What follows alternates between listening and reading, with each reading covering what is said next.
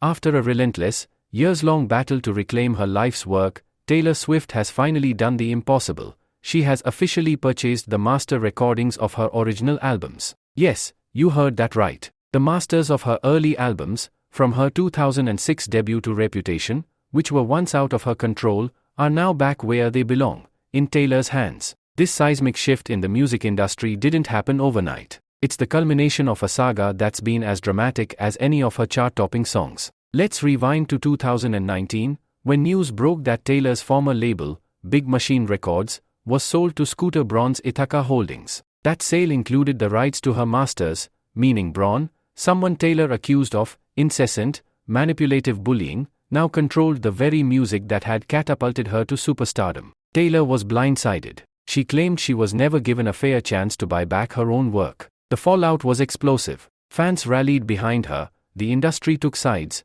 and Taylor's battle cry became louder than ever: artists should own their own art. And so, she did what Taylor Swift does best: she turned pain into power. She began re-recording her old albums under the Taylor's version banner, turning each release into a cultural event. With each new drop, Fearless, Taylor's version; Red, Taylor's version; Speak Now, Taylor's version, Taylor not only reclaimed her legacy but also showed the world the true value of artistic ownership. These re-recordings soared to the top of the charts, making it clear, Taylor's fans were in it for her, not for the corporate suits. But the story didn't end there. After years of fighting for control, Taylor has now reportedly struck a landmark deal, allowing her to purchase the masters outright. Sources close to the situation say that she negotiated directly with Scooter Braun's team, or rather, the investment groups that had since acquired the masters after Braun's controversial sale of them in 2020. This is a monumental victory, not just for Taylor, but for artists everywhere who have struggled to gain autonomy over their own music.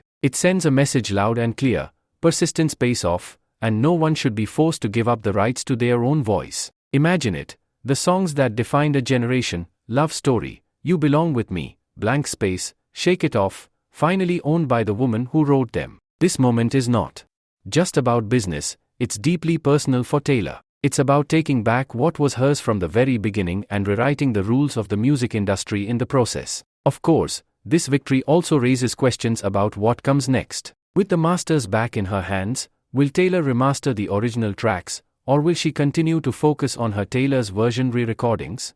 Either way, one thing's for sure: Taylor Swift has cemented her legacy as one of the most powerful and influential artists of her generation. She's proven that no matter how the industry stacks the deck, she's willing to fight for her art, and win. So, what do you think about Taylor's incredible journey to reclaim her masters?